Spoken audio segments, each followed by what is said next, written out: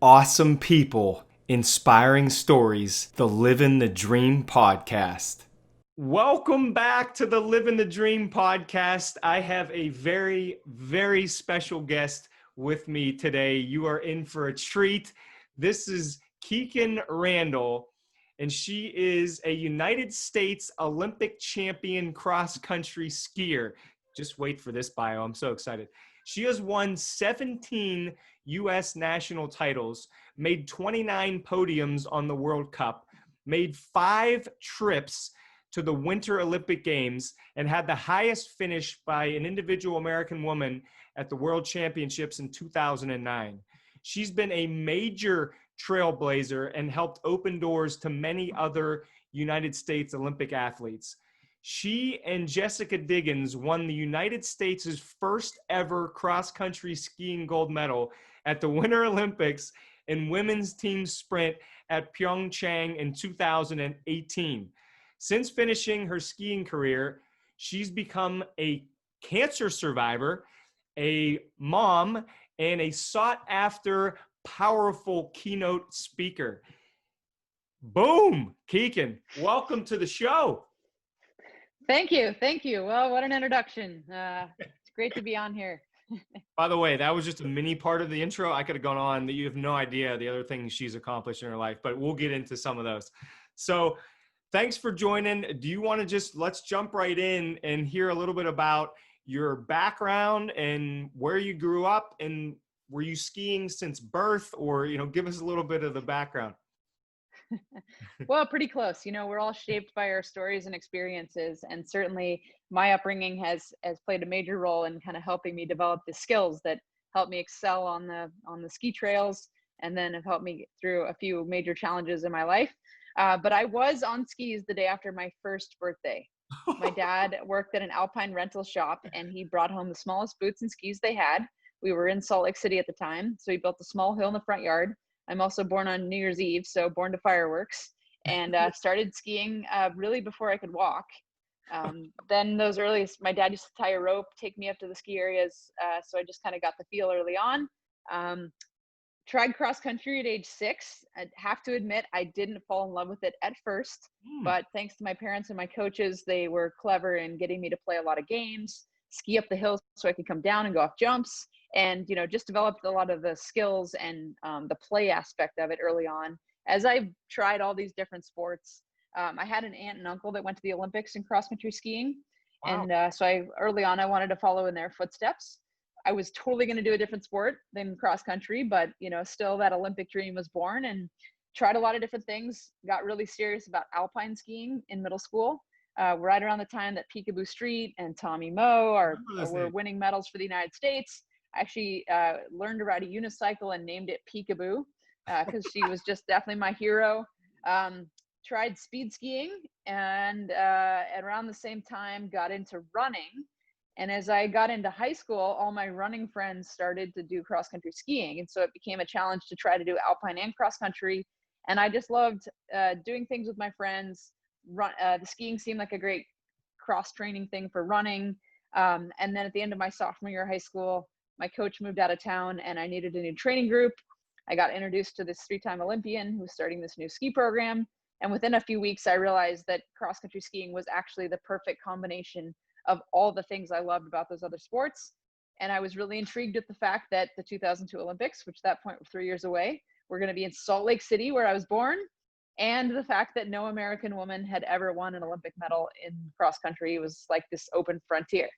So a lot of being active as a kid, a lot of dreaming big, thankfully encouraged by parents, coaches, having great role models, and just always just kind of trying things out. Not always perfect though. There were some failures along the way. I was a mediocre soccer player, and was actually the alternate on the championship teams in 2 years of alpine skiing. But I think that taught me a lot about grit and perseverance, and then ultimately helped me discover the sport I was meant to be in.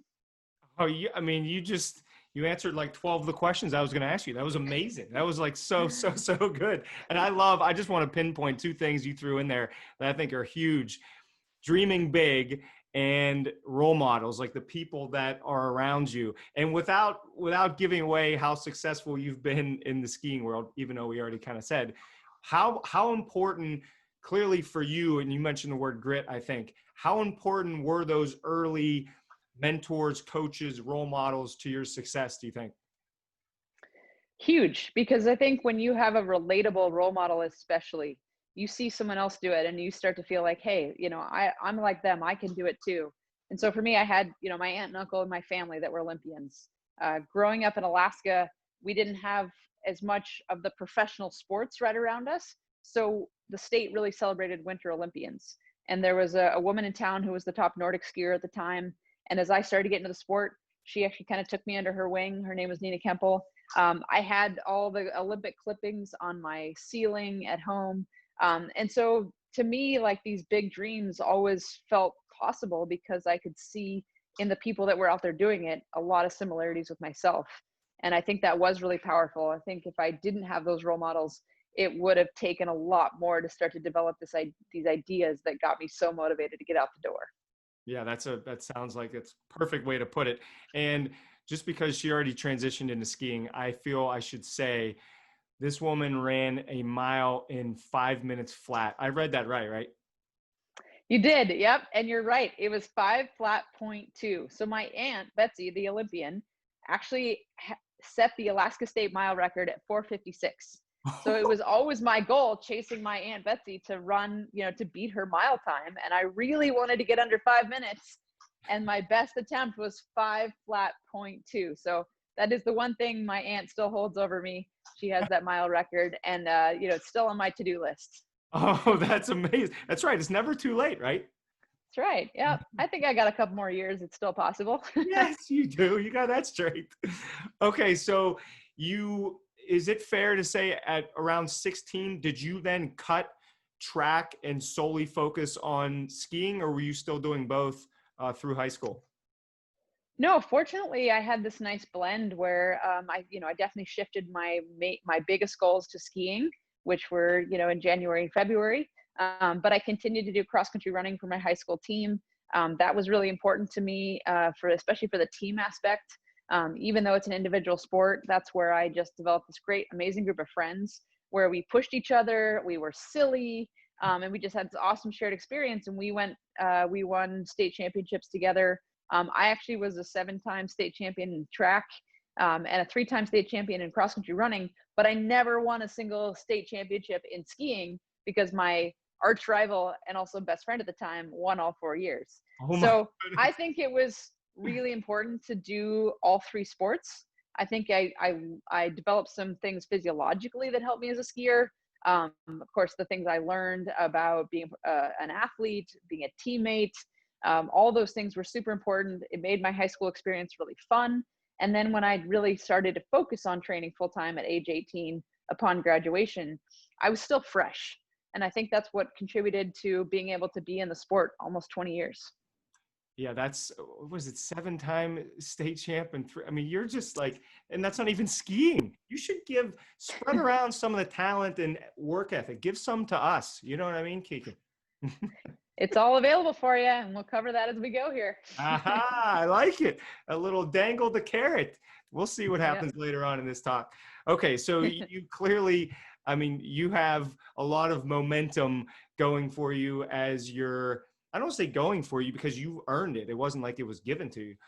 So walk us through after, or I guess towards the end of high school, was there a moment where you thought, oh man, I could be in the Olympics? It seems like a few years earlier you thought of that, and then walk us through the process of making it to that first one.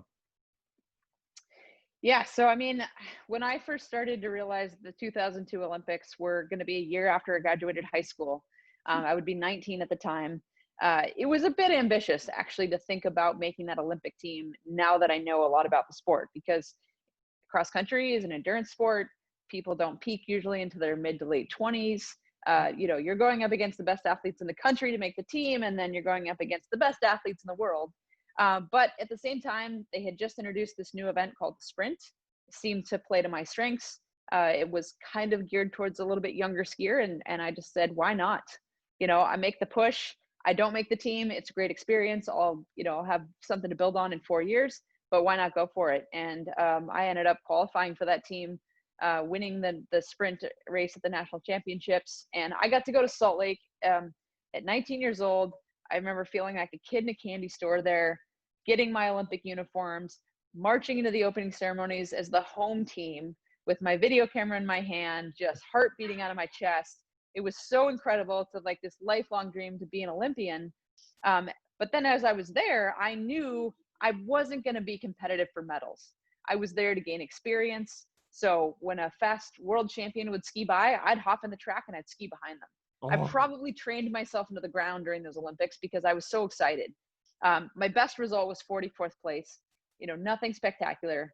But as I stood in the crowd and I watched actually a Canadian racer, Becky Scott, get a bronze medal, which was later upgraded to gold. We can get into that later. But, wow. Watching a fellow North American stand on the podium, it was like, okay, just because we've never won a medal in women's cross country skiing doesn't mean it's not possible.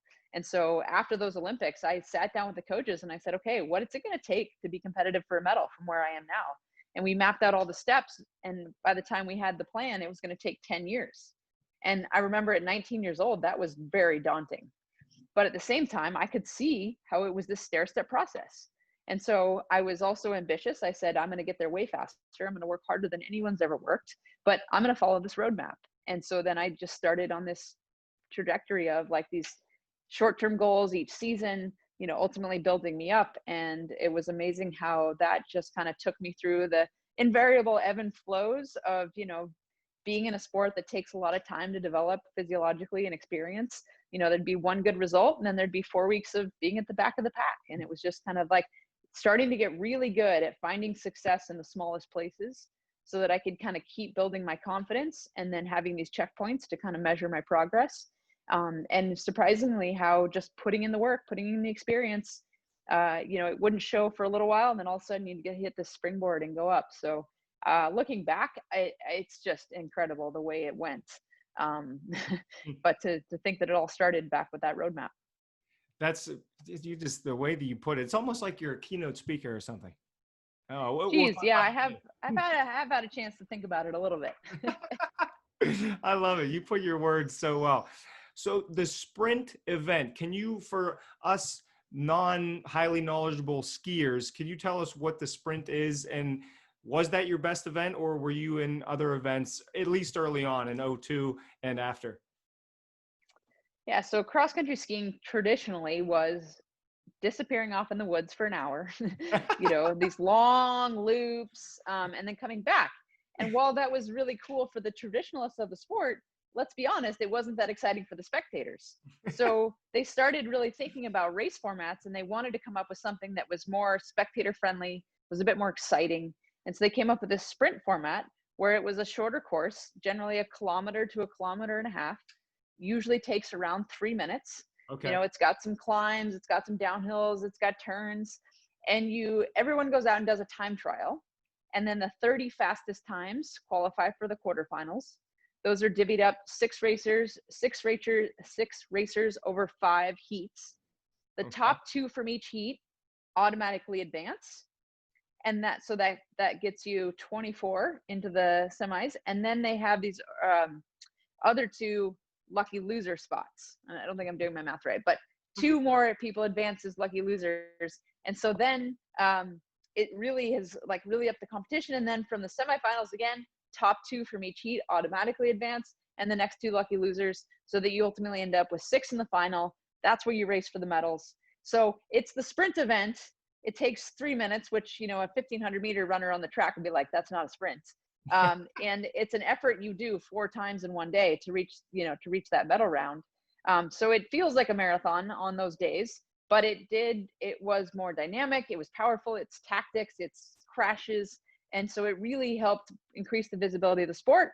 And lucky for me, it really plays to my strengths. I have power, I have quickness, I have tactics from all those years of alpine racing.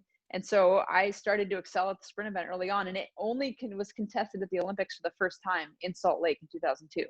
So it was really this brand new event. And then it's really grown into one of our most exciting, most watched events, and it's always been my forte. I love it. That timing, it's just everything did seem like it came together, which is you took advantage of it too, though. You've been working your butt off, it sounds like. What was the just in 2002, what was the best moment? Can you just like close your eyes and think of like boom, something that was just like, oh my God.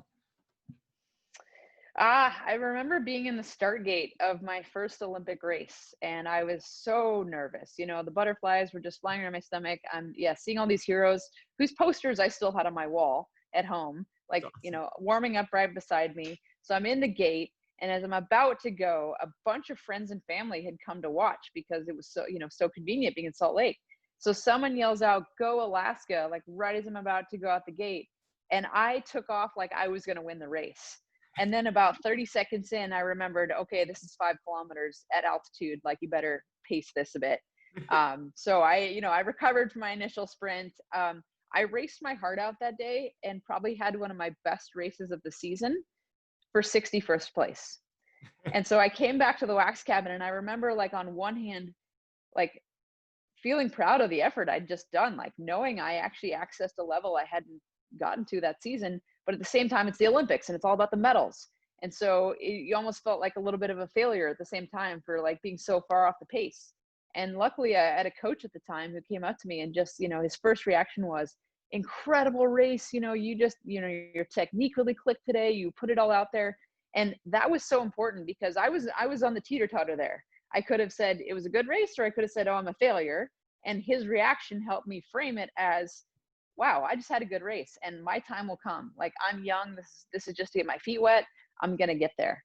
And I think, you know, for coaches, that can be so powerful, or a parent, you know, how you help someone kind of frame it, can make such a huge difference. So that day really sticks in my mind, and it has throughout my career. That's a great point as far as the words and the encouragement or lack thereof could change anybody, I would think, especially at 19 years old. So it's just, I'm glad you got the right people around you. And it sounds like you were seeking out these people. And that seems like that came together really well too. I love it. It is. And I think, you know, initially I needed that encouragement from people around me. But, you know, after I did that, I went to that routine a few times, I started to become that cheerleader in my own head. And as I was, you know, analyzing a race or performance afterwards, you know, acknowledging kind of those two sides that we all have in our personality, the good and the bad, but then choosing to say, like, choosing the good, choosing to say, okay, well, even if I didn't get the performance I wanted to today, there's things I can learn. There's always something good you can find, some little success. And if I didn't get it today, it's another chance tomorrow. And because of what I did today, it's going to help me for tomorrow. And I think so, that skill was something that I just kind of practiced and practiced, and has just become an innate part of my personality now. And I think it's so crucial in things that are not athletically related at all now, being able to acknowledge that conversation in your mind, and steer it towards things you can do. That is a great point. And I just have to say, I love how you tell the story and then you bring it back to how normal people like myself can use these ideas in our own lives. That's really cool. That's special. Okay. So 2002, we heard about that. There's many things you learned. And 2006, you were back at the Olympics. Can you just tell us from '02 to '06, did you have the same coaches around you? Were you training with other United States Olympians? And just kind of tell us maybe even like the average day from '02 to '06 on training and what was life like? Yeah, I would say like 2002 was this big flashy highlight, right? Like, I'm 19 years old, right out of the gate, I get to go to the Olympics. Yeah. But that's like that's the highest level. So then you got to come down from that. You got to like get gritty, and you got to do the work. And so I was really fortunate to grow up in a place like Anchorage, Alaska, where I had a really good support system. So I came home from that Olympics, actually raced in the junior nationals, got beat by some of my competitors like the next week. But I came back to Alaska. I was going to school at Alaska Pacific University, which happened to be where my club team was based. And so I got to kind of go to school. I was training the hours it took. I was initially working a part-time job, actually at a running store to make ends meet. I was learning things about business, which in my school, which ultimately helped me figure out how to get enough resources to commit to training full time, so that I wasn't running to the running store in between training, because that ended up being kind of pivotal. So I just really, things got simple, actually. It was about putting in the two training sessions a day, 6 days a week.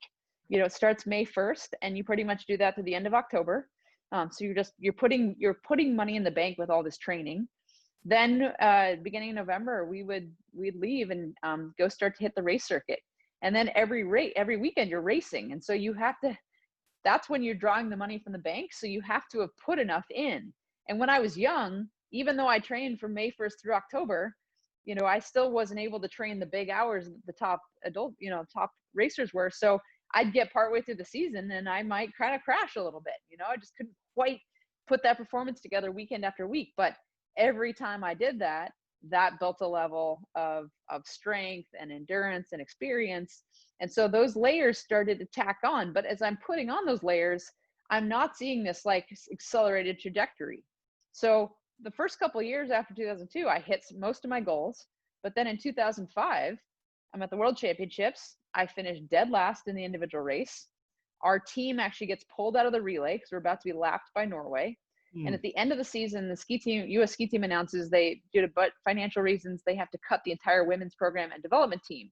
So I'm starting to seriously wonder if this medal, track is possible. The results aren't showing it. The ski team, is not necessarily showing a lot of belief. And so it was tempting to say, maybe I made the wrong decision. Maybe I should just, finish my degree and go do something else. But I had that roadmap and I said, no, 2006, I want to go to one more Olympics. I want to test myself. My goal is to finish in the top 20. So I said, I'm going to get through that and then I'll evaluate. And thankfully the season started off well. I qualified for the team. I went to Torino and I actually ended up surprising myself. I finished 9th in the sprint. Wow. So I went past that top 20 goal. It took a lot of mental focusing and stuff, as I was there at the games, to like stay focused on my process, to remind myself that I had done the 4 years of training. Even though I was in with the big girls, like to just say, hey, you can ski with these guys, like get in there. So I ended up surprising myself. And that result ended up qualifying me to make the World Cup team full time. And I reflected at the end of that season and said, a few months ago, I was ready to walk away, but I saw it through my checkpoint, and here I even surpassed expectations, and now I'm on to the next chapter. And that was like a really important lesson to learn, because, I feel like every good thing I've achieved in my life has come after something hard, where you're like ready to quit, you're ready to walk away. But if you have that plan, it kind of keeps you focused. And even if you don't quite hit the mark you want to, you leave with no regrets. You put in the work, you get to feel proud of that effort. And you never know that your next best day might be just around the corner. So that ended up being really important. And then that set up the next kind of building block, which was being on the World Cup as the only US woman racing weekend after weekend, getting my butt kicked. But again, getting really good at finding the success and just knowing that over time I was going to build and I was going to get there. And then just before 2010, I kind of started to hit my next springboard. Oh, this is so good. And I wrote down, everything good has come after something difficult. And that's so good. And I feel like, especially, COVID, with everything going on, we could use that to say, okay, maybe it's tough now, but what can I learn? And then, like you said, springboard onto whatever the next thing is. That's I love that line. That one's good. I guess twofold. So how did your mindset change from 02, maybe going into 02 and then into 06? And what did you take away from 06 that was different from 02? Hang on. Okay, so 2002, 2006 are in the rearview mirror. What was your mindset like going into 02, and how did it change into 06? And what did you learn from 06 that maybe you didn't get out of 2002? Big changes in mindset. I mean, going into 2002, I was so new to that level of the sport. Like I said, I was chasing my heroes down on the snow. I was feeling very, very far from the possibility of a medal.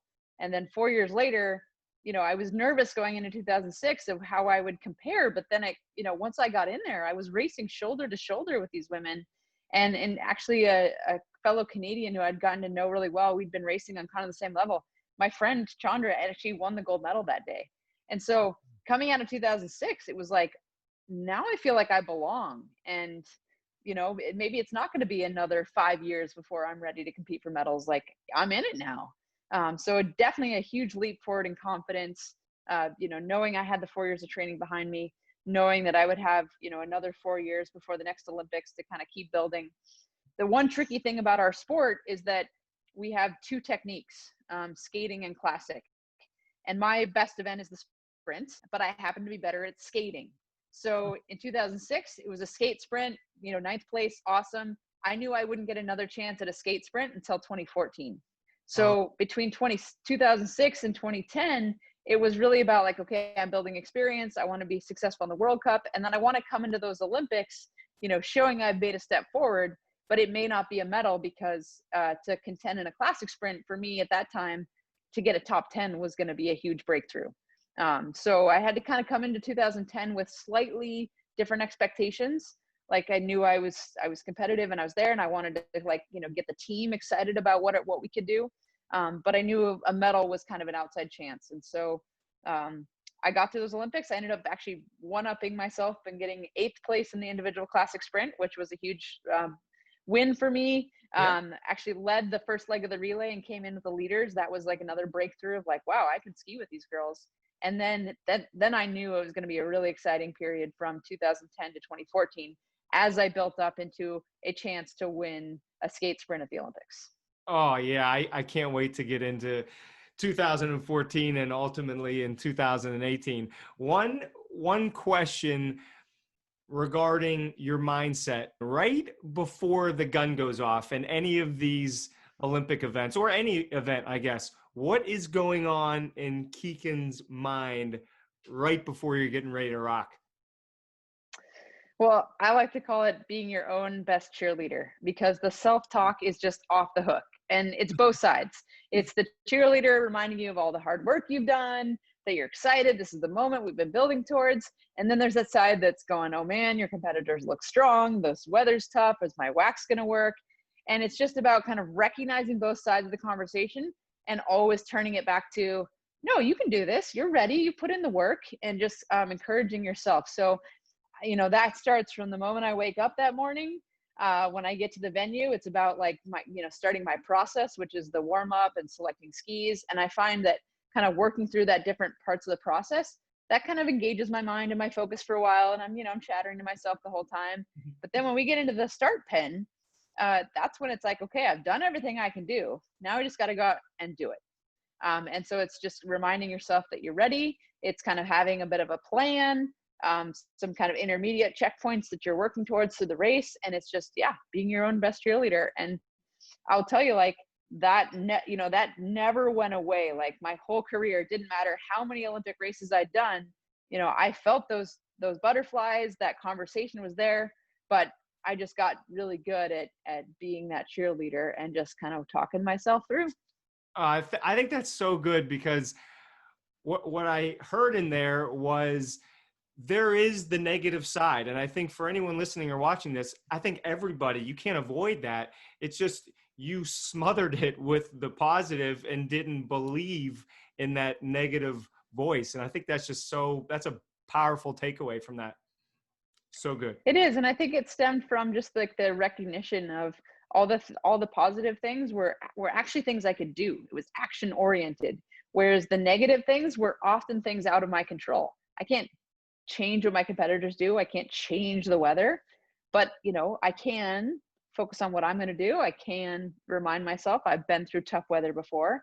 So finding the things that you can control and going, that gets me forward. Talking and dwelling on that other stuff, that doesn't get me anywhere. And there's always the question of, well, why can't it go well? Why can't I do that? And just choosing that. Control what you can control, right? Oh, it's so and good. Let go what you can't. I think that's perfect. That's such a great quote. Okay, so 2002, 2006, 2010, it seems to me that you haven't won a medal yet, but you're clearly improving in leaps and bounds. What happens in 2014? Well, this is where things really got fun, because I think after 2010 is when everything really started to come together. I had the experience, I was starting to get podiums on the World Cup, race these women week in and week out, feel like I belonged.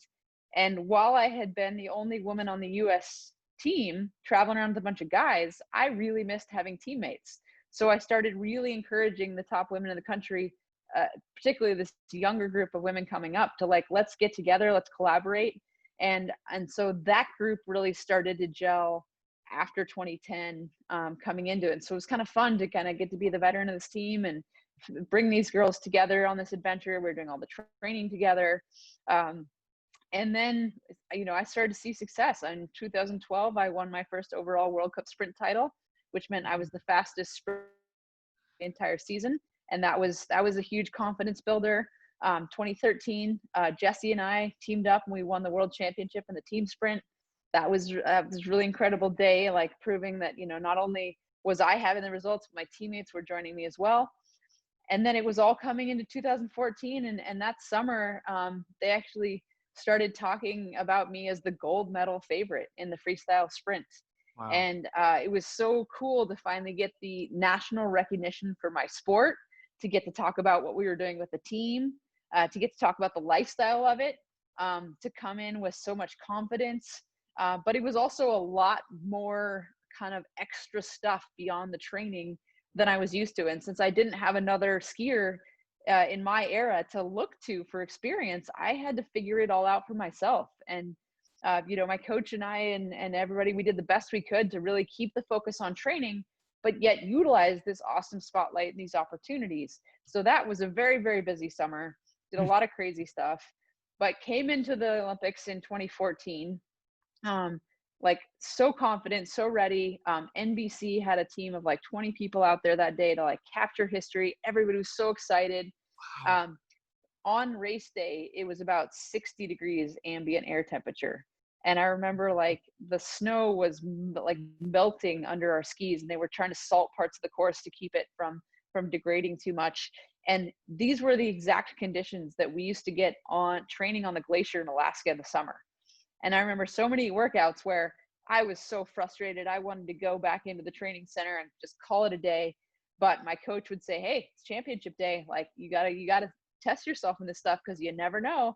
And here we are at the Olympics on like the day I've been looking forward to my entire career. And I'm facing that. So that was like, there's that cheerleader going, hey, you've raced in this stuff before. You know how to do this. Then I get my quarterfinal heat draw, and I'm in like the toughest heat with two of the other medal favorites. And I'm kind of going, all right, well, you race these women all season. Like you're ready, stick to your plan. My coach and I decided the plan was to go out and try to hammer everybody on the maiden climb, because that's kind of my strength. So I took a little more effort than I wanted, but I got to the front. I hammered up the climb. I was leading the race. As we came down to the stadium, the snow got really soft, and actually felt my ski come off the ground for a moment. But I think all those years of alpine racing like helped me kind of like, keep things under control, not wipe out. And I came into the final turn like leading, ready to kick it into my final gear. But then as we hit the home stretch, I kind of realized I'd already kind of burned my gear trying to get the lead. And so as we went down the home stretch, I was grasping at every ounce I could muster, like trying to hold it together. But I felt these two shadows come up on either side of me. And just before the line, I saw a flash out of the corner of my eye. And when I looked at the scoreboard, I realized I wasn't first or second, so I wasn't going to automatically advance. But I was in this photo finish for third, and they were announcing that we were the fastest heat. So we waited for what felt like an eternity. And then when they announced it, I had actually lost the photo finish by 0.05 of a second. And that ended up being the difference between moving on to the semifinals, which then would have been, moved on to the final to actually compete for the medals. So this being this big hyped gold medal favorite, I get knocked out in the quarterfinals. And I just remember being a little disbelief in the finish. My husband was there, my coach was there. We were looking at each other like we didn't know, but it was amazing how like in that moment, as I'm just letting this reality sink in, I like reminded myself of like the whole journey that had led up to that point, and saying like, if you told your 2002 self that Hmm. you would be in like a legitimate position to win a medal, like, would you even believe that? Like, here you were, okay, it didn't happen today, but like, you are here, you are at this level. And by the time I left the finish area, I was already starting to kind of frame like how I was going to talk about this, and how really the effort and the journey is the biggest part. I mean, yeah, we want to get the gold medal, but I'm also like, my life, I'm still fine. Like, I'll have another chance, later on. I've got more races at this Olympics. Like, this is going to be such a powerful lesson. And that's really what it ended up being. Wow, 5/100ths of a second. Oh my goodness, I can't even imagine. I just now, speaking of the Olympic experience, were you able to kind of regroup and enjoy the rest of those Olympics, or was it like get me home and out of here ASAP? Well, the sprint was the first of 4 races I did at those Oh, games. So I did the best I could to like literally like, okay, put that in the back pocket. As I left the finish area, I ran over to my team because my teammate in her first Olympics had advanced to the semifinals kind of unexpectedly. So wow. I like told her everything I knew about the course. I kind of tried to pour my energy into her. That was kind of like, that helped me reframe things initially. 2 days later, she and I actually teamed up in the team sprint. We were in medal contention about halfway through, but just again didn't quite have the gears we needed at the end. So no medal. A few days later, 4x5K relay, we came into that event with a lot of medal hopes. I skied the first leg, 3K into the race. I completely blew up. I lost like 40 seconds. Just didn't have the gears. So there was another like bummer. And then, yeah, the final 30K, not my forte, didn't have a great race. So by the end of those Olympics, I definitely was like feeling pretty beat up, definitely feeling like the disappointment, knowing I wouldn't get another chance at a skate sprint for 8 more years. So probably not going to get another Olympic chance at that. We had 3 more weeks of World Cup racing left in Europe. We're going to fly back. And I remember going like, oh man, like I've got to race these women who just pummeled me. Wouldn't it be great just to go hit the beach right now and just kind of let this all fade away in the surf? But I also was like, like that sounds nice, but I know in my head, if I walk away with the job unfinished, like it doesn't matter if I get, beat up over the next couple of weeks, like I want to leave the season with no regrets. And it turned out that doing those 4 races at the Olympics, like helped kick my gears back around. I came out flying in the next sprint, won it, ended up having some of my best results of the season to finish off and win the overall World Cup Globe for the 3rd year in a row. And I just was like so glad that I didn't walk away from, just that disappointment. Like, at the end of the day, it's the satisfaction of like knowing the effort you gave that sticks with you. And I've always chosen to like see that through, even when I know it might be difficult.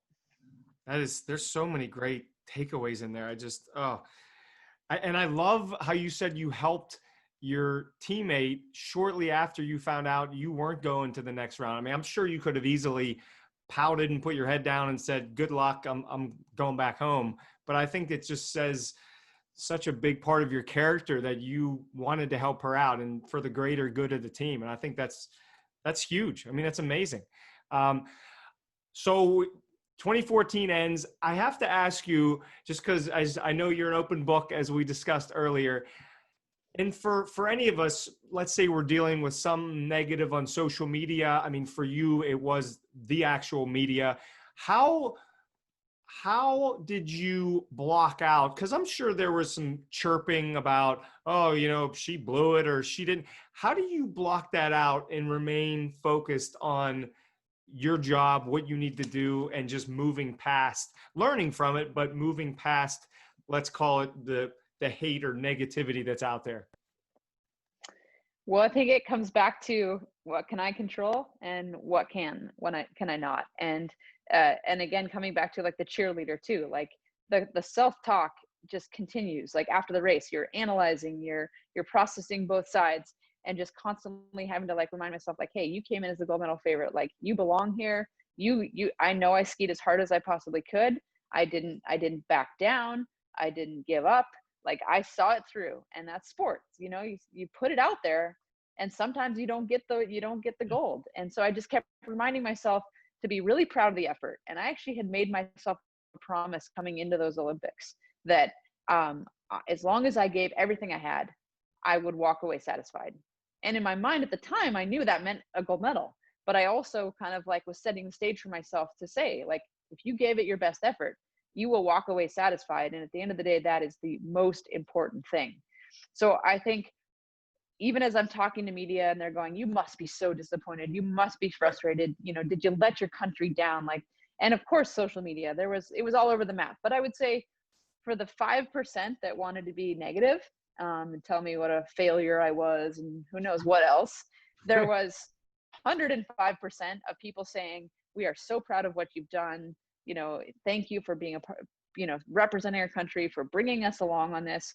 I had a young girl who actually told me I lead these events called Fast and Female, trying to inspire girls to stay in sports. And so I had led an event that fall, and she had gotten a t-shirt from it with the Fast and Female logo. And she said the next day she was wearing her t-shirt to school, not because I won the gold medal, but because I had been so brave and showed Oh, that. And so like little stories like that, you're like, just because I didn't win the gold medal, like I still make a difference. Like, so I just really tried to focus on those things. And I think, that's where, gratitude and perspective really come in, because here I'm like looking around and like traveling the world with all these girls that have become like sisters to me.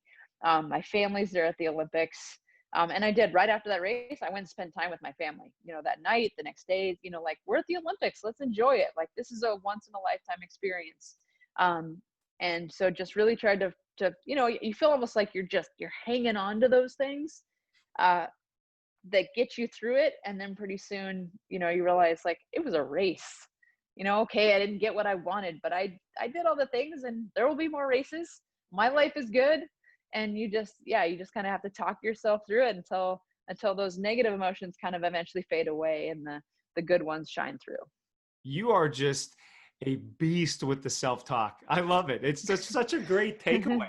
It's just so, I mean, it's one thing for me to talk about gratitude, but when you have a gold medal favorite and you didn't get the outcome you wanted and you're still going to gratitude, that's just so, oh, that's so good. Okay. So this is probably the most fun part, in my opinion. We'll see what your thoughts are from 14 to 2018. And can you just tell us about what happened? And were you the favorite? Because I know it's a different event. Were you the favorite going into 2018 as well, or were you two the underdog? Yeah, so leaving the season in 2014, I felt like I had a big decision to make. By that point, I had been in the sport full time for 12 years. I knew I wouldn't get a chance at my best individual event for 8 more years. My husband had been patiently waiting for me because we wanted to start a family. No. And our family trajectory had really been dominated by my training and my racing. So it was like, well, am I done? Like, I've had a pretty successful career. Maybe it's time to start the next chapter. But then at the same time, like the team had been developing and we were just getting to the point where it was really just fun because you put in the hard work and you're racing at the top of the world.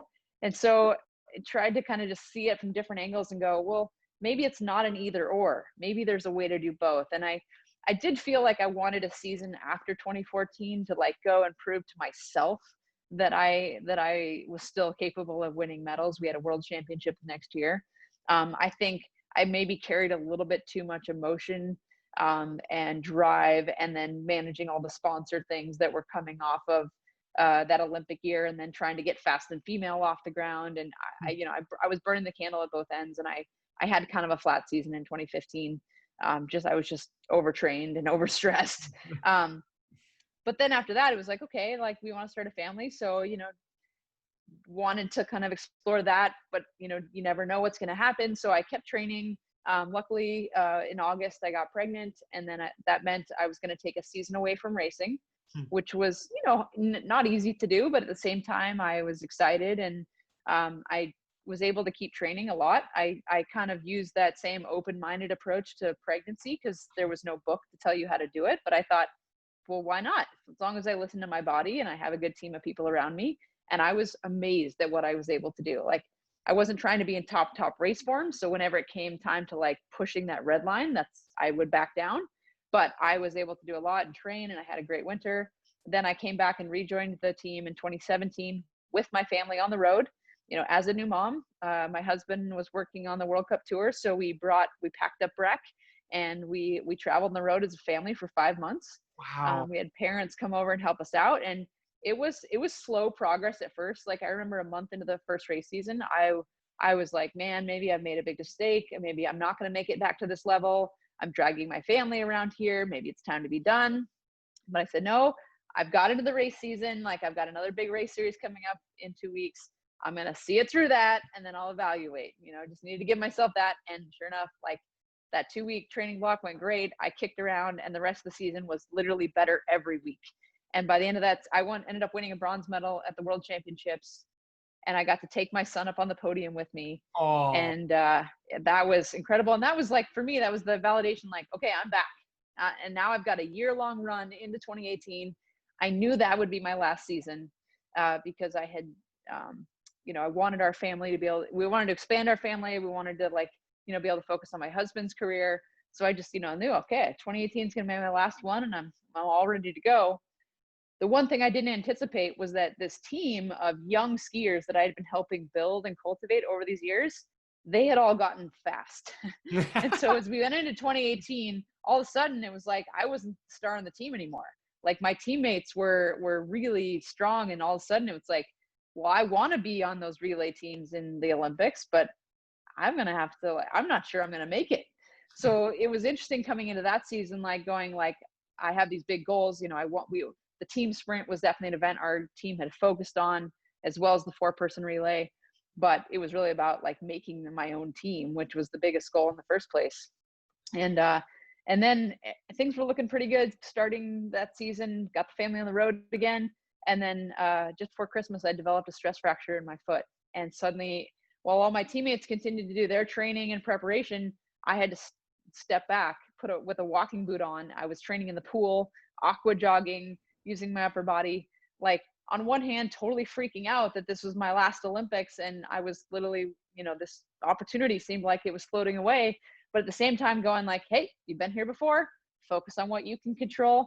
If you have to aqua jog in this little Swiss pool under the diving board, like you do what you have to do, so that, again, no regrets, you walk away. So I went into the 2018 Olympics, like literally not knowing if I would get a chance to race, just being ready for like any opportunity I was given, ready to fight for it.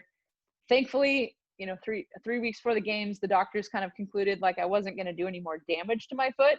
It was going to hurt, but as long as I was okay with that, just go for it. So, I got the clearance to race, and my shape was like literally getting better every day. But whether or not it was going to be in time to qualify for that team sprint, and then the team sprint itself, we were considered for a medal, but I wouldn't say we were the favorite. Everybody was talking about Norway and Sweden, because those two teams were literally some of the best skiers of all time. Norway had Marit Bjørgen, 15-time Olympic medalist, partnered with the defending sprint champion from Sochi. Sweden had the sprint champion who had been crowned in 2018, Stina Nilsson from Sweden, paired with Charlotte Kalla, who's a multiple-time Olympic champion. So like everybody was talking about the clash of the titans, and then there was kind of us like, well, maybe we could get in and get a medal. But at the same time, like Jesse and I we were world champions in 2013. Like we knew if we put together the right day, we could be right in there. And so when I did finally get the nod that I was on the team, the butterflies were off the hook. The self-talk was in overdrive. But I also was like, you know what? This is my last Olympic race. I get to be here. I'm a mom now. So, I know that there's a lot more in life than skiing. Like skiing's an awesome part of it, but there's, win or lose, I have a happy baby that's, excited to see me. And so I just went in just like, I get to do this, and I'm going to give it everything I have, roll my eyes back in my head if I have to, but I'm just so excited. And we had our relay socks on. I had had my hair dyed pink in the Olympic Village. Like it was just like, let's do this. And as the race unfolded, it was amazing how things clicked. Oh, that's so good. And how important, so it's Jesse Diggins, right? How important is that relationship with her and friendship, is that important, or is it all business and you don't really need to be friends outside of that? Well, what was so cool is, I really credit my time in high school for developing this idea that, in an individual sport where you literally compete against each other, you can be friends, and by like developing that friendship, you can have that friendly competition that raises the bar for everybody. But you also have these like goals that are bigger than yourself, like contributing to the team and sharing the experience. And so I wanted that after high school. And so when I was the only US woman on the team, I'm like, I want to help create that because I don't want to do this alone. I'm not going to reach the highest high if I am doing this solo. So started to kind of develop that. And, I was driving us to train together and stuff, but we had this coach that came in, Matt Whitcomb, who challenged us to like really not just work together on the snow, but to really develop those strong bonds outside of training. And he always phrased it as, you're kind of like siblings. You don't get to choose your siblings. Sometimes you don't get to choose your coworkers, but you guys are all in this together because of the nature of competing and everything. So why don't you support each other like siblings? Like why don't you get to know each other's ins and outs? How about we commit to these team goals?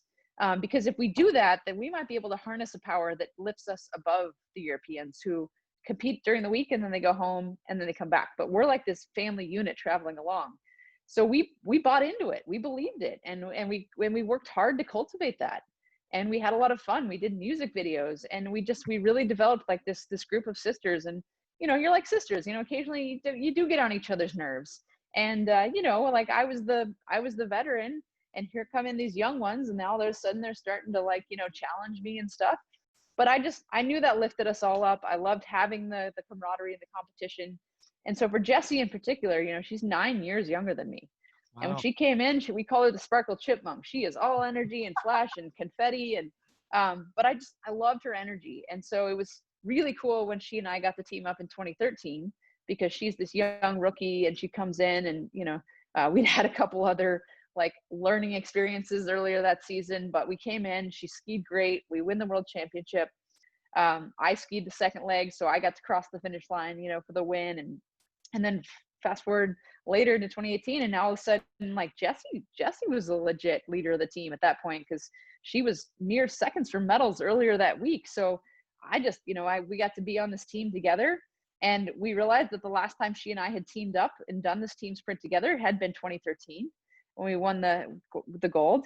We were really into the show Glee at the time. So that morning we pulled out all our favorite Glee clips, and we kind of just like believed in this special power that we had with the two of us. And, like we're really close with all our other teammates. So I know it could have been any two of us, but I think we could have tapped into that and said, like, wait, we've had each other's backs for years. Like we're ready for this.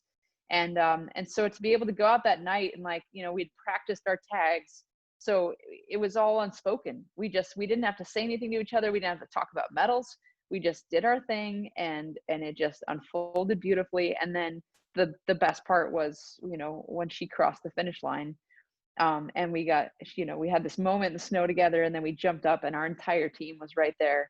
And we just got to all share this together, which to me, like in all the things I've seen and experienced, is just blows any individual race out of the water. Like that team, that all the stuff we'd been through together, all that we had believed in each other and support each other. And the fact that my teammates, who could have easily been in my position, who could have said, oh, I didn't get named to the team and this is too hard to watch. They came out that night and they were cheering their faces off for us. And they were there to share in that moment. And they have celebrated in the success with us. They have handled it so incredible. And I've been amazed. And if I had been in that position, I would have been ready to be on side the fence cheering them on. And that is just the highlight of my career, and why I've learned it's always worth putting the effort into other people, even if they're your competitors, because it lifts you up, it lifts them up, and it makes the whole experience just that much more meaningful. That is very, very well said, as everything else has been as well. What a moment. Just a quick question. When do you find out it was going to be you and Jessie? Is it like days before, or how does that work? It was actually 36 hours before. And this was a particularly difficult decision for our coaches because everybody on the team was so strong. And they were really taking their time to like pick the two of us that they thought, we knew Jessie was going to be on the team because she was skiing fantastic. So it was really down to that second spot. And it kind of came down to between myself and my teammate from Alaska, Sadie Bjornson. And so, we're in pins and needles waiting to hear who they're going to choose. And it's 10 o'clock at night. We're sitting in our room in the athlete village, Sadie and I. We're watching another event on TV, and Matt walks in the room, and you can just kind of tell from the look on his face that like he's ready to tell us who they've chosen. And of course, he lays out the decision process and everything, and he ultimately says they've chosen me for my experience, and there's a climb on the course, and that's really my strength and whatever. And so in that moment, the emoticons in me are going like, like this is the best news I could possibly hear. But at the same time, my teammate who's sitting next to me has heard she's not going to be on the team. She might not get it. She's not going to get a chance at a medal. And in that moment, I think I witnessed the most amazing show of team spirit I've ever seen, because she turned to me and she said, I believe in you as much as I believe in myself. What can I do to help? Oh, And she from that moment, she and the other girls were right there with us the entire time. We all went out and did a workout on the course the next day, practicing tags. And then the morning of the race, we all went out for a team jog, and I know how hard that was for her, to get that news. Cause I've been on the other side. In 2015, I didn't get chosen for the team sprint when we were supposed to be defending our world title. And I sat on the sidelines and I watched, and I know it's hard, but just the fact that she dug in, she supported us, she celebrated, and she's continued to be just such an amazing teammate, ever since. It's that was the magic of what we'd cultivated over years. And I just wish that Sadie and my other teammates could have the gold medal, because they were just as much a part of it as Jessie and I were that night. That's one of the most incredible stories I've ever heard. I'm so glad you just shared that, because how can I help is how she responds when, like you said, I'm sure she was devastated to at least an extent. What a story. Oh my goodness. And then we're going to transition into your life post skiing, but I have to ask one last thing. What was the best moment? And here's me trying to act like I'm an Olympian, which I'm going to be in curling in about 20 years, just so you know. All right. But anyways, was it the moment that all the girls were hugging? Was it the national anthem and just seeing your nation's flag go up? Was it holding the gold medal? Like, I'm sure it was all of them, but I mean, is there one that sticks out? I hate this question because it is so hard to pick one moment that is the best among all. But I mean, I would say like when Jessie and I got up off the snow, we ran over, and got just the hugs from our teammates, and the coaches were there, and my husband was right there in the finish. Like, he had been in the finish with me in 2014 when we looked each other in the eye and just went, oh my God, and there he was, and it was like, we did it. And the team was right there, and we had like this crazy celebration, like, the grown men were crying and we're celebrating. And then all of a sudden it was like, oh crap, the men's race is going on. Like, quick, like all of our techs and coaches had to reboot and get ready for the men's race. So that was really an incredible moment. And then, when Jessie and I walked out onto the medals podium, and she had wanted to do our team dance on the podium. And so I had been so nervous about doing the steps right, I hadn't totally listened to the instructions. And so we get to the team dance, and I don't mess it up too bad. And then, I lean over, and you feel the weight of that medal come around your neck. And I did totally unprepared for how heavy it was. I almost fell off the front of the podium. But, as we're standing there, and like, you're feeling that weight around your neck, and you're looking out, and you see your family, and the whole team was there, and you watch that flag be raised, and you hear the national anthem. I mean, just like that whole career flashes through my eyes, like back to 2002 again, when it's like, shoot, is this possible? Okay, let's make the map. And sure enough, like, it took 16 years, but it happened. And then to also know that, like, now the door is open. Like, now American skiers know it's possible to win gold medals. And I get to, like, finish my career on the highest of high notes with a team event like this. And then I get to now watch and see where it goes from here. It's just, it's almost like a story, like a fairy tale. That's exactly what I was just thinking. I mean, you go from Yeah. 5 Olympics, and I mean, you could have won a medal in the second one, and then, then not one. But it's like the ultimate peaking at the right time, right after 2014 of, it was a tough loss. And this is just, it's insane that your life has played out, at least in the Olympic world, like this. I mean, I'm just so happy for you. And I'm sure it's 38,000 moments were the best moments. So thanks for trying to narrow it down to the one. Okay. So, well, just because you said, you're this trailblazer, how much joy do you get in now helping out build this United States ski team? Because it seems like it went from not much to a world power. Yeah, I think I just, I'm so happy that I got to, feel like I left the sport better than when I started. To just know that like all the things that we like knew were possible along all the things so many people had worked for, that we'd ultimately able to like validate that. And now the power of belief is so incredible. I mean, once I won my first World Cup, I know a young Jessie Diggins all of a sudden was like, hey, I want to be a skier. I want to do that.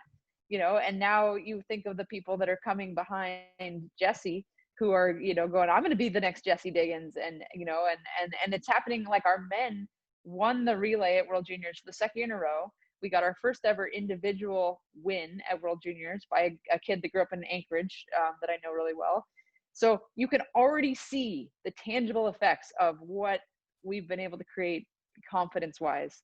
And so it's so fun for me to know that like the sport will always be a part of my life. Like my focus was very much on my goals, but now I get to shift and say, take that experience and how can I help the next generation of athletes, not have to learn everything themselves, like, put them forward. How can we garner the attention to make sure they get the support they need? How can we use what we do as cross country ski athletes to inspire people to be healthier and active and outdoors? Like it's just it's so cool. All the things, like it's not just about the gold medal and that's where the road stops. Like that's just one checkpoint, and now it's going all these other directions. And I selfishly, I love that I get to get up now in the middle of the night and see American skiers winning races.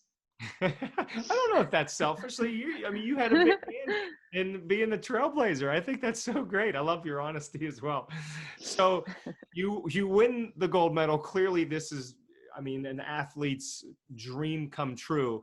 And then what happens shortly afterwards, maybe a few months afterwards? Anything you want to share there?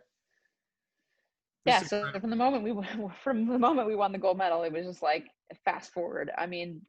12 hours later, I found out I'd been elected by my peers to the International Olympic Committee Athletes Commission. Oh my God. So I got to go in front of the IOC and get inducted into as a member, and then I got to take an oath on behalf of the athletes to thank the volunteers at the closing ceremonies. And then, Jessie and I went to New York City and we did like a media tour for a couple of days. And then we came back and tried to salvage the final 3 weeks of our season. And, I did my last national championship race with.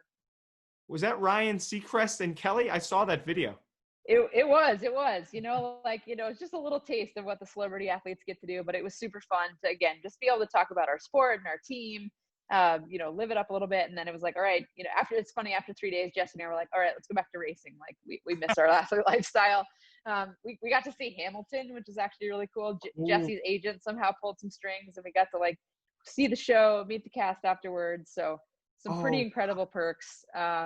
And then we came back over to Europe, and I hadn't seen my son for a month because he had been with my husband's parents during the Olympics because it was just too expensive and crazy to have him at the Olympics. So it was really great to be reunited with him, race the final 3 weeks of World Cup, which for me, I wasn't like really competitive necessarily. So it was more just about like soaking in those last few races and, celebrating friends and doing my victory lap. And then came back to the US and did my final national championship. And that was like bittersweet because it's the last one. But that was cool. And then, did a little tour like with LL Bean in Maine, and then came home. And then it was like a week of celebrations in Anchorage. Like they were having Kikkan week. Like people were doing drink specials and donut specials. And there was a big parade downtown for all the Olympians. And so that was crazy. And then we had decided that we were going to move to follow my husband's job. So we literally like packed up the U-Haul a week later and he started driving. And then a couple days later, we came down here to BC and started setting up like our new chapter. And I was, like so excited. Like I love skiing, but I was just happy to have ended on a high note and now to be able to focus more on family and career and be in this new place. And it was Mother's Day just a couple weeks after we'd arrived, and we'd had this amazing day here. It was beautiful. And getting ready for bed that night, I just happened to brush past this small spot on my chest that was like a pea under the skin. And I almost missed it. And it was just like, wait a second, I don't remember that being there. It would have been so easy to be like, whatever. But I was like, yeah, that's not right. So I should get a check just to rule things out. And I marched into the mammogram department and they kindly let me know I needed to be referred. So went to a walk-in clinic, took a few weeks to get scans. And the whole time I'm like, it's nothing, I feel fine, but also kind of had this sinking feeling. And a couple weeks later, I got the word that it was cancer. My goodness. I mean, so I think you're the first gold medal winner that had cancer. Oh man. So you find out that it's cancer. I mean, how do you do after that? I mean, you look amazing. I would have never known anything. But how was the treatment and how was life after hearing that news? Well, it was a crazy mix of emotions. I was actually in Sweden when I got the call. I had traveled over for my World Cup friend's wedding. I was on the way to the wedding and they called. So for a couple days, I did my best to kind of say, okay, that's reality, but I'm here. I'm going to enjoy this because now more than ever, you're like, I got to appreciate the experiences I have right here in front of me. So I started to kind of process the like disbelief of like, how could this be happening? Like, I feel amazing. And then the frustration of like, this isn't fair. Like, I just finished my career. I was supposed to enjoy this. I've done all the right things. I've taken good care of myself. Like, what? But then also kind of letting that athlete frame of mind started to kick in and go, okay, well, this is the reality. So this is just your newest challenge. We're gonna create a plan. We got to build a good team, and we're just gonna get through this like you've been through so many things before.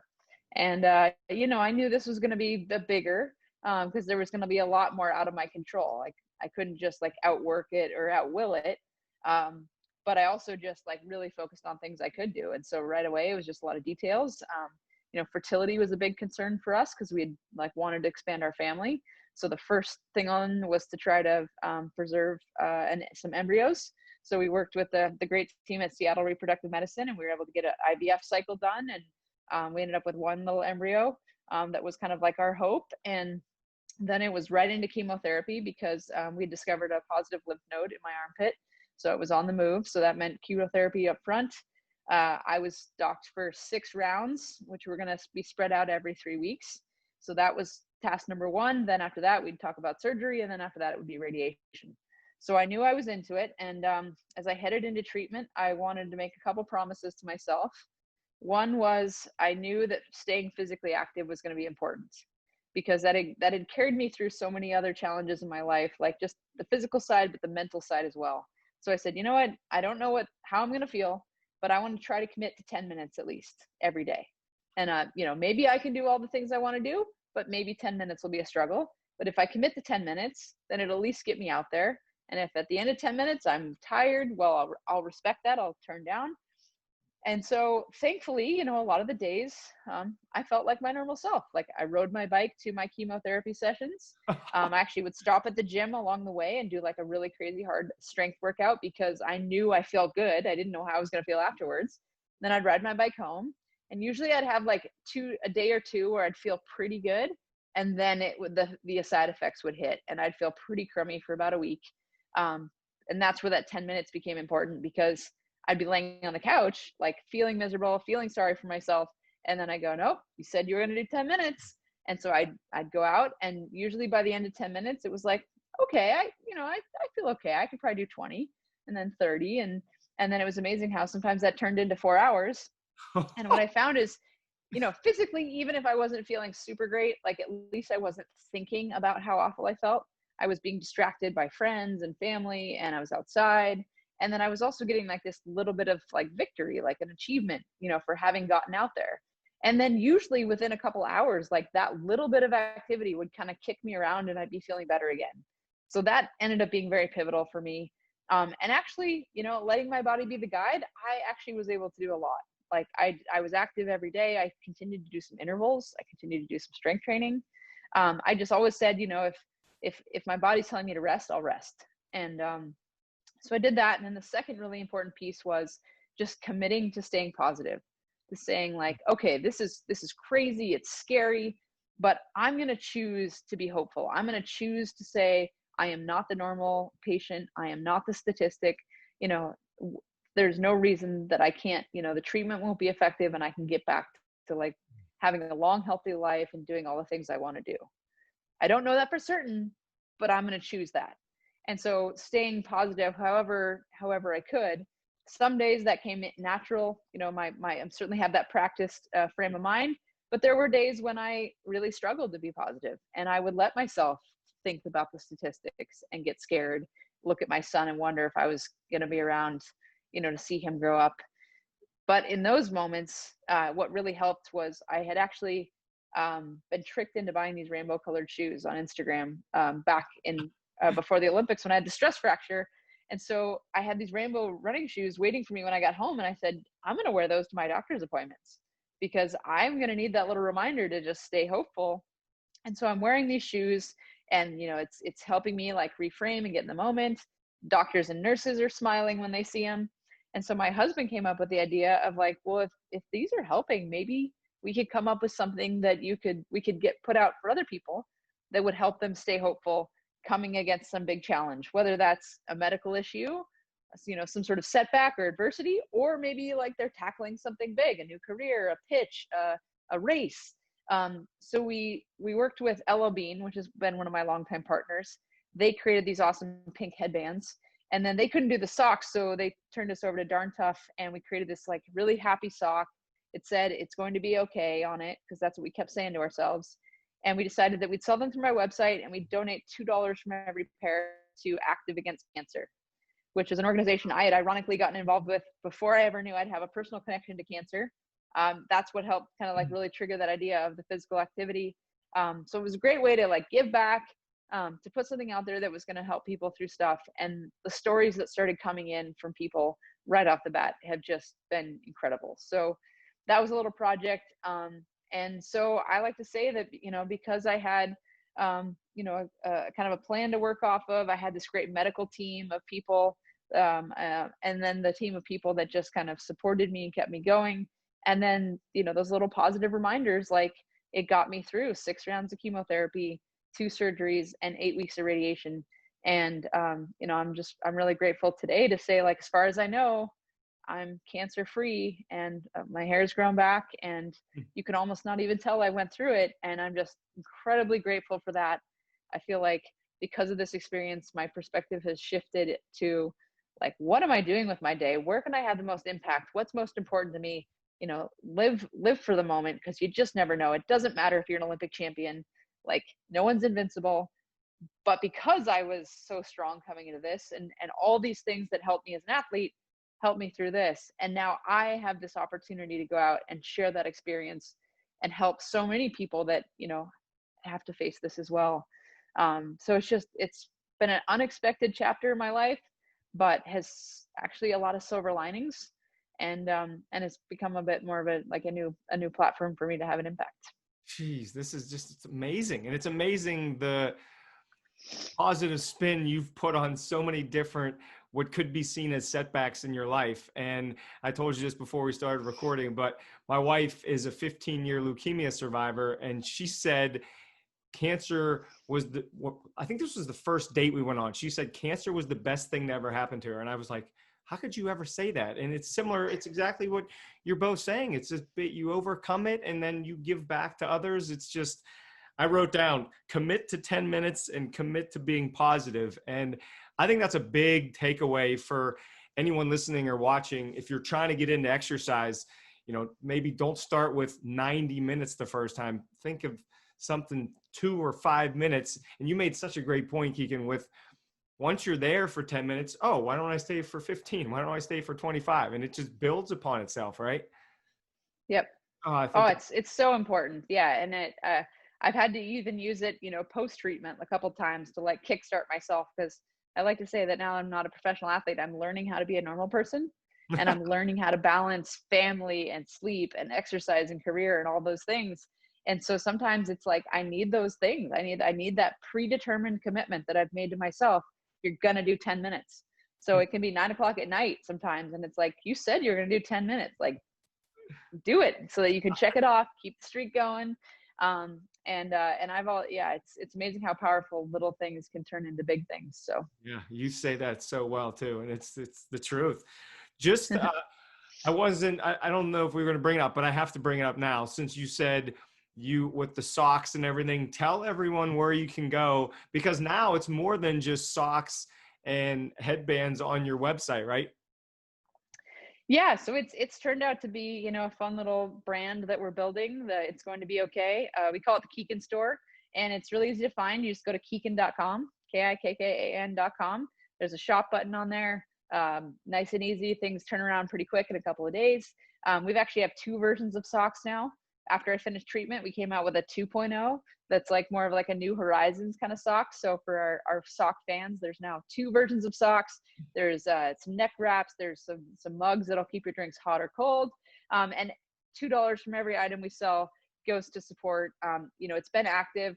We took a little break, and we've been supporting a COVID relief fund over the last couple of months. We'll kind of see where that goes, but $2 from every item goes to support something very important. And they're great. They're uplifting. They make great gifts. And then we encourage people to share how they're using the products with us on the hashtag Hello Kikkan. I love it. It's just so good. And it seems like there's this theme in your life that you've always found ways to add value to other people, whether it's your teammates, even if you just lost a tough race, or helping out these other people that are battling cancer. It's just, I love it. So I appreciate you because you're doing so much good in this world. And I think that's a big reason I couldn't wait to talk to you. But okay, so we're wrapping up. The final 5 is what I call it. You know what, do you just want to tell everyone too, because now you're keynote speaking. I don't want to forget to bring that up. And do you want to mention that? And if people want to have you speak virtually too, I think you're doing virtual speeches. Maybe just a quick, I think we know what you're going to talk about given what all you just said, but maybe a quick snapshot of what you talk about and if you do virtual presentations. Yeah, well, I mean, the benefit of having all these years of experience is, over the course, I've seen a lot of different themes play out, and seen the tools that can be effective and maybe the things that can hinder progress. And so I love to talk about overcoming adversity, using optimism and resilience. I love to talk about how you can goal set to achieve big things, or break something big and complicated down into something that you can literally tackle one day at a time. I also love to talk about building a team. And, that has a lot of parallels to business and education, because, you don't always choose your coworkers. You don't always choose the people that you're surrounded with. But if you can harness the power of collaboration, not seeing your coworkers or even people in your same industry or other teams as always competition. Like, there's ways to harness friendly competition, but ways to build that will enrich your life in so many ways that you can't even imagine. And it really grows the pie for everybody. So I love to talk all sorts of themes. I got lots of fun stories to share, and really enjoy the chance to get in front. And, I was doing it in front of a lot of live audiences last year, but with COVID, it's, forced us to be creative here. And, in some ways being able to do presentations over online formats, whether it's Zoom or GoToMeeting or any of those platforms. It's a great way to reach people that are, need this message more than ever right now. What things can you do right now that set yourself up for the future you want, which, is on that horizon right now. We can't see what it looks like, but we can do things today that are gonna make it what we want. So people can reach out to me through my website, kikkan.com. There's a great way to do that. I would love to talk to you about sharing these stories. Yeah, we got to keep getting your message out more and more. You hit the nail on the head now more than ever. Well, thank you for all of that. And Kikkan's son has been hanging out. He's amazing. I love him. He's 4 years old. Okay. Does he want to be in on the final 5? Okay. I think he's going to come back in a second. So we're good. Let's go for it. Okay. Final 5. Here we go. 5 quick questions to wrap it up. Kikkan's got to go hang out with her son, and I got to let her do that. Just 5 quick ones. If you can answer in like 1 or 2 sentences, we'll wrap it up. How do you want to be remembered? I want to be remembered as someone who, led by good example and really worked collaboratively to help kind of lift everybody up and live our best lives. Whether that's talking about being physically active, talking about like taking on big challenges, but just really having a zest for life. I love it. Somebody else has a zest for life there too. I can tell. What are you most thankful for? I'm most thankful for the amazing people I have in my life. The highs, celebrating those wouldn't have not have been as high without them. I certainly wouldn't have got there without the amazing people in my life. And even just the most simple moments of watching my son grow up, spending time with friends and family. Like, if anything, cancer has taught me how many amazing people I have in my life and how precious every moment is. Yeah, that's well said. And it's those simple things sometimes, right, that are just the best part of the whole day. What is, if I see Kikkan, I think I already kind of know this because you alluded to it, but if I see you at a wedding reception, what is your go-to dance move? Ooh, go-to dance move. I do love to dance. I go all over the place. I did learn to floss as part of the team dance. So I'm pretty proud of my floss these days. I love that. I just want you to know, I asked that question to everybody. Nobody has said floss yet. So you're there we go. All right. I got the monopoly on it. Yes, you do. What's been, second to last one, what's been the biggest obstacle you've overcome? I think the biggest obstacle has been, I think cancer is the thing that's probably tested me the most so far, just because it's really challenged my ability to be positive and resilient, to see beyond the short-term discomfort. But it's also, because it's been the biggest challenge, it's also maybe made some of the most important shifts in my life and given me this awesome change in perspective. And, I don't have mediocre days anymore. Like, doesn't matter what the weather is, doesn't matter if I go for a run and don't feel great. It's like, I'm so lucky to be here. I'm just going to make the most of it. I don't have mediocre days anymore. I love that. Oh, that's so good. Okay, last one. Who is your hero? Well, I've really been channeling Wonder Woman lately. Just love, her strength and power and celebrating a female superhero. But I mean, I think I have some incredible heroes in my everyday life. It's really hard to pick just one, because I think I just kind of pull a little bit of something from everybody. But I think being open to role models, they're everywhere. It's amazing how you can just pick up things, and then when you can relate to that person, then it gives you the confidence that you can do it too. Oh, I love it. Well said. Well, thank you so much for your time. We know it's Kikkan.com. If somebody wants to follow you on social, are you active on one platform more than another? Where should people go? Yeah, I think I do most of my stuff on Instagram. I'm Kikanimal on Instagram and Twitter. I've got Facebook athlete page, but it all kind of links to itself. So yeah, if you want to kind of follow the day-to-day, Instagram is probably the best platform. Instagram. Check her out on Instagram. This has just been incredible. There's so many takeaways. I love how you're clearly this ultra athlete, but then you also give takeaways to anybody, whether they're just starting out with exercise or they've been an athlete or business person, whatever. So I appreciate your time. I appreciate all your insights and just being so open for the last hour or so. So thanks for coming on, Kikkan. My pleasure. We all have these qualities within us. We choose to harness them. We can do great things, and we can get through just about anything. So really fun to kind of analyze and talk about all this stuff, and it'd be fun to follow who else comes on the show. Well, I appreciate your time, and I'll talk to you soon. All right. Sounds great.